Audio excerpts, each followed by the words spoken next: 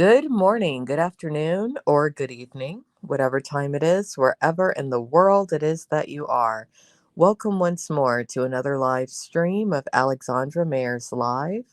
And today we will be continuing the page by page reading of the Bible, Modern English Version. So we are up to Genesis 47, which is actually a continuation of Genesis 46, Jacob's journey into Egypt, where we left off. Jacob, Joseph's father, learned that his favorite son, his first son, by his favorite wife, Rachel. Remember, he did have two wives, Rachel and Leah. And I highly recommend all of you get to know the story of Rachel and Leah because, from my perspective, it was just hilarious when it came to the sibling rivalry between the two. You can find that in an earlier chapter of Genesis. But anyways, Joseph is basically Jacob's favorite son, and also remember that nowadays Jacob is called Israel. And he just recently learned that Joseph is still alive. His brothers sold him into slavery into Egypt, which was absolutely horrible. A very good lesson as to why parents should not engage in favoritism when it comes to their children. But anyway, Jacob learns that Joseph is still alive. So he's journeyed to Egypt. He has seen his son again. He is super happy about it. Um, Joseph's essentially his employer, in other words, his master, the Pharaoh, is pretty happy for Joseph that he's reunited with his family because it makes him look good. It goes to show that sometimes things in life work out.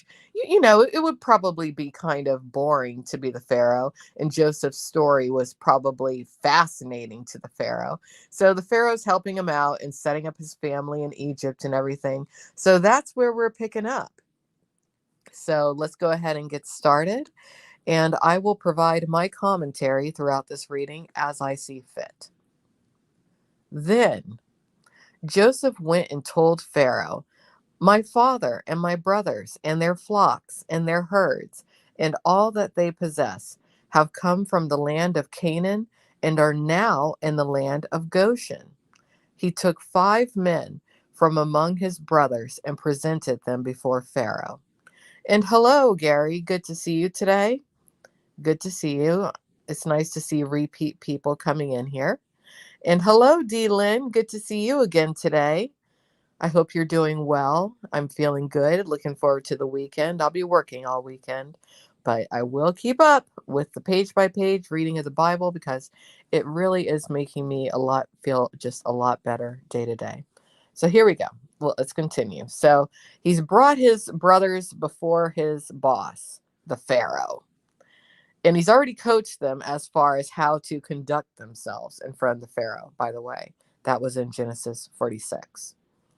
Pharaoh asked his brothers, "What is your occupation?" And they said to Pharaoh, "Your servants are shepherds, both we and our fathers." They said to Pharaoh, "We have come to sojourn in your land, for your servants have no pasture for their flocks, because the famine is severe in the land of Canaan. Now, therefore, please allow your servants to dwell in the land of Goshen." Pharaoh spoke to Joseph, saying, "Your father and your brothers have come to you. The land of Egypt is before you. Have your father and your brothers dwell in the best of the land. Have them dwell in the land of Goshen. And if you know any capable men among them, then put them in charge over my livestock." Then Joseph brought to Jacob his father and presented him to Pharaoh. And Jacob blessed Pharaoh. Pharaoh said to Jacob, "How old are you?" And Jacob said to Pharaoh, "The days of the years of my pilgrimage are 130 years old. My days of the years of my life have been few and evil. and they have not attained to the days of the years of the lives of my fathers in the days of their pilgrimage. And Jacob blessed Pharaoh and went out from his presence. So Joseph settled his father and his brothers and gave them a possession in the land of Egypt, in the best part of the land, in the land of Ramses, as Pharaoh had commanded. Joseph provided food for his father, his brothers, and his father's entire household, according to the number of their children. All right, so he's getting his family settled in Egypt. And remember, this is a big deal for those times, because remember, I'm sorry, well, Jacob and Joseph, but I meant to say Joseph, who is basically the overseer of all of Egypt, is Hebrew. Okay, so he's in charge of all of who have deemed themselves above and beyond the Hebrews, the Egyptians, right? Um, and the Pharaoh has basically taken from his own people some of the best of the best to give to Joseph's family. So this is I mean, Joseph's family basically won the lottery. And why? All because of jealousy. If his brothers had not been jealous of him and sold him into slavery, none of this would have happened. But remember, Joseph did have a premonition, in a sense, of all this happening when he was a young boy or a teen. It's a very interesting situation. But let's continue. Joseph and the famine.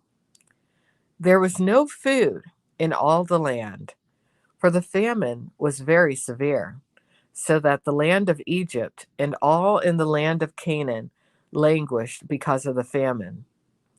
Joseph gathered up all the money that was found in the land of Egypt and in the land of Canaan for the grain they had bought. And Joseph brought the money into Pharaoh's house. When the money was all spent in the land of Egypt and in the land of Canaan, all the Egyptians came to Joseph and said, "Give us food, for why should we die in your presence? For our money is gone." Joseph said, "Give your livestock, and I will give you food for your livestock if your money is gone." They brought their livestock to Joseph, and Joseph gave them food in exchange for the horses, the flocks, the herds, and the donkeys, and he fed them with food in exchange for all their livestock that year. When that year was ended, they came to him the second year and said to him, "We will not hide it from our Lord that our money is all spent. Our Lord also has our herds of livestock. There is nothing left in the sight of my Lord but our bodies and our lands. Why should we die before your eyes, both we and our land? Buy us and our land for food, and we and our land shall be slaves to Pharaoh. Also give us seed, so that we may live and not die, so that the land will not be, oops, I lost my place, will not be desolate." So Joseph bought all the land of Egypt for Pharaoh, for every Egyptian man sold his field because the famine was severe on them. So the land became Pharaoh's. As for the people, he removed them to cities from one end of the borders of Egypt to the other end. Only the land of the priest he did not buy, for the priest had an allotment from Pharaoh, and they lived off their allotment that Pharaoh gave them. Therefore, they did not sell their lands. Wow. So basically, this famine is causing all of Egypt to become indebted to their leadership. Sounds a lot like today, doesn't it? Sure does. All right. Then Joseph said to the people, I have I have bought you and your land today for Pharaoh. Here is seed for you. Here is seed for you so you may sow the land. At the harvest you must give a fifth part to Pharaoh, and four parts will be your own, as seed for the field and for your food, and for those of your household, and for food for your little ones. Actually, when I think about this, this is how the banking system came about. And if we really want to take it somewhere, we can. The descendants of who run today's banking system often do claim to be direct descendants via their religion of who? The sons of Abraham. Hmm. Not much has changed.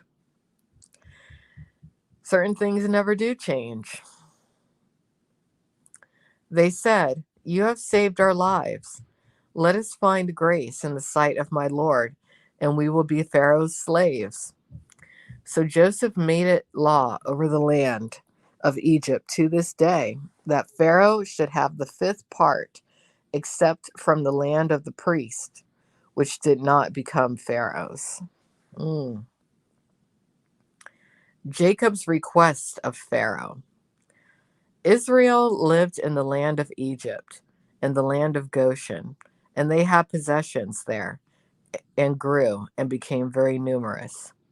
And Jacob lived in the land of Egypt 17 years. So the years of Jacob's life were 147 years.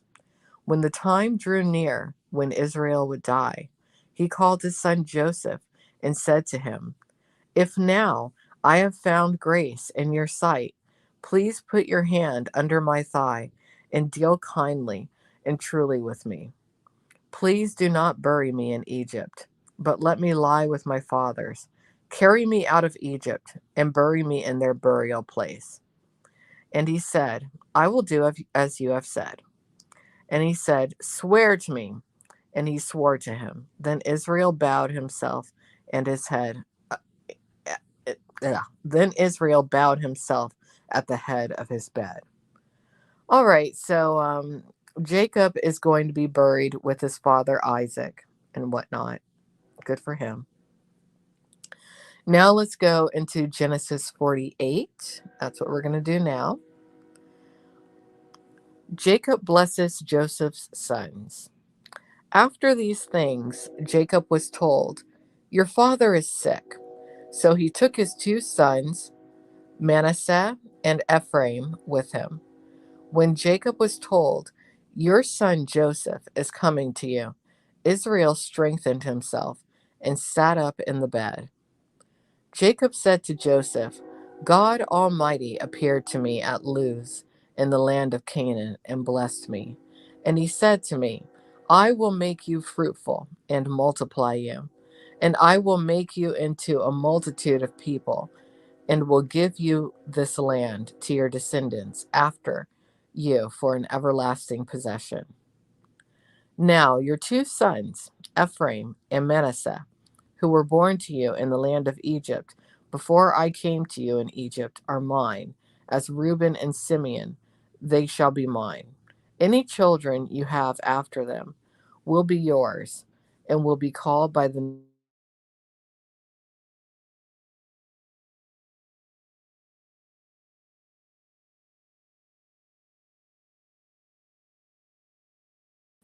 when there was still some distance to get to Ephrath. And I buried her there on the way to Ephrath, that is Bethlehem. Oh, really? So Ephrath and Bethlehem are one and the same. Hmm.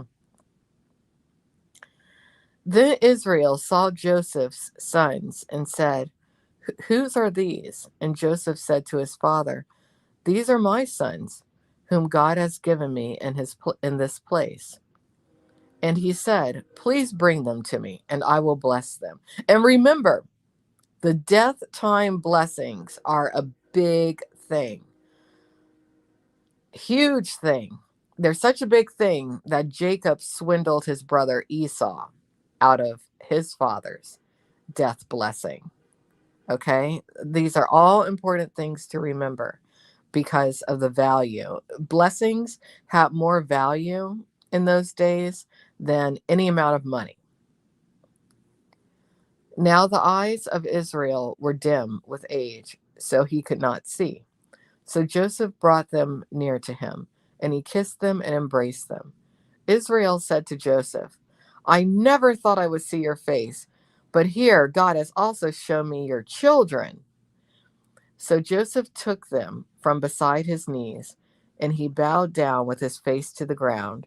Joseph took them both, Ephraim in his right hand toward Israel's left hand, and Manasseh in his left hand toward Israel's right hand, and brought them near him. Israel stretched out his right hand and laid it on Ephraim's head, who was the younger, and his left hand on Manasseh's head, crossing his hands, for Manasseh was the firstborn. He blessed Joseph and said, God, before whom my fathers, Abraham and Isaac, walked, the God who fed me all my life long to this day, the angel who redeemed me from all evil, bless the boys. Let them be called by my name, in the name of my fathers, Abraham and Isaac, and let them grow into a multitude in the midst of the earth. When Joseph saw that his father laid his right hand on the head of Ephraim, it displeased him, and he took hold of his father's hand to remove it from Ephraim's head to Manasseh's head.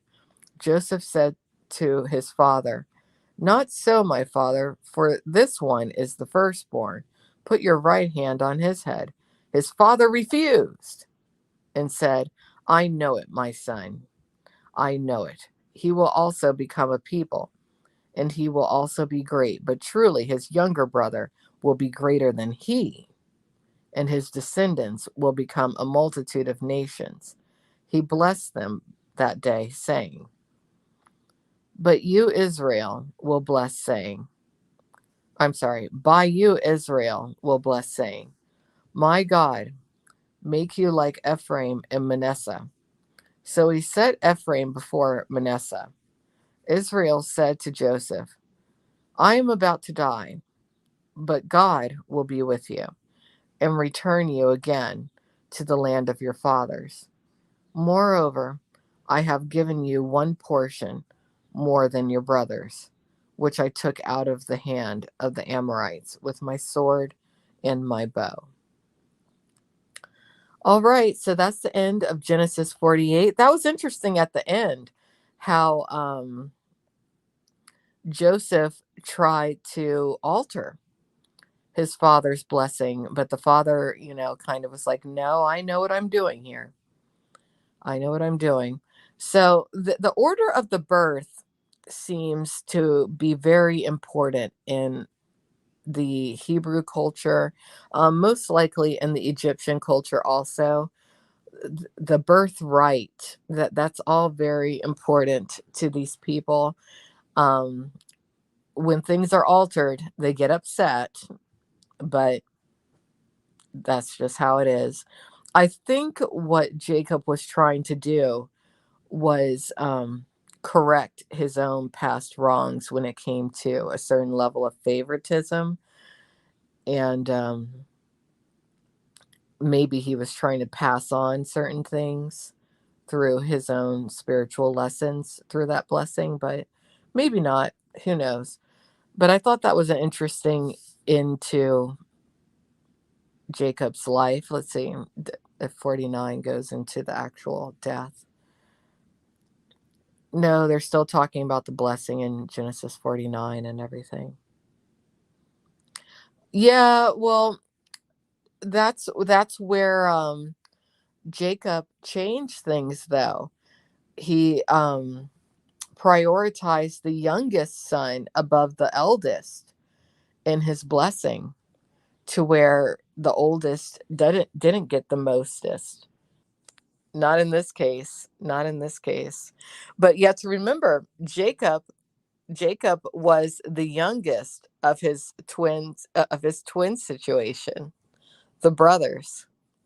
Remember, Esau came out first, and that's why he was so hell bent in trying to take the birthright and the blessing from Esau, and he did. So Jacob is trying really, really hard to change that oldest gets the mostest thing. Well, I am, but I don't want to look like a bum. I like a bum right now. I'm laying in bed. I'm basically going to work all weekend, and I'm going to work from my bed because I feel like it. I'm going to be lazy all week, and I'm just going to pig out, eat cookie crisp, pizza, and work all weekend. I'm not planning on leaving the bed, but Monday, I'm thinking Monday or maybe even Sunday, we'll do that audio listening party. And I will be doing that via video, but I want to look nice. I'm going to get dressed, make my hair look halfway normal, and do it video, but not today. Not today. And yeah, these are good plans. Definitely. Definitely. I had a long week. I had a really long week. I got a lot of stuff done. And I'm just kind of chilling. If y'all want to see me, I did do a video yesterday over on the IP2 Wiki Info channel. I did a live gaming stream. That's pretty much the only time that you see me on video nowadays, the gaming. Every once in a while, I do a Trash Fire TV. That will be more regular in April. I still got to build the website for that venture. And I have a few other projects that I'm going to launch this year. But really, some days I just kind of chill. And today's one of those days. Today, oh, thank you, Dealin. That's kind of you to say. Yeah, today's one of those days to where I'm just kind of laying in bed, relaxing, don't have to do much. Heard from a family member today who's a bit stuck in a rut when it comes to worrying about things from the past and people's perceptions of them and all that kind of stuff. And I let them know, I'm like, look, it doesn't really matter what other people think. If they think poorly of you, that's their problem, not yours. And that's really kind of my mentality at this phase. Anyone with an issue with me, I just keep them out of my life. I think a lot of you have observed within me that at this point, I feel like if you're toxic to me, if you're an asshole, there's no place for you in my life. So get the hell out of here. Yeah. So anyway, take care, everyone. I'm going to get going. Um, I'll talk to you all tomorrow. We'll go into Genesis 49, and we might go into Genesis 50. And that's the end of Genesis. Genesis 50. That's it. Very well put, Dealin. Dealin says, praying they figure it out, because at the end of the day, only you matter to you. Friends and family make it better. But if you're being cruel, time to go. Yep. That's right. That's right. So take care, everyone. Have a great day. I'll see y'all later. Bye bye.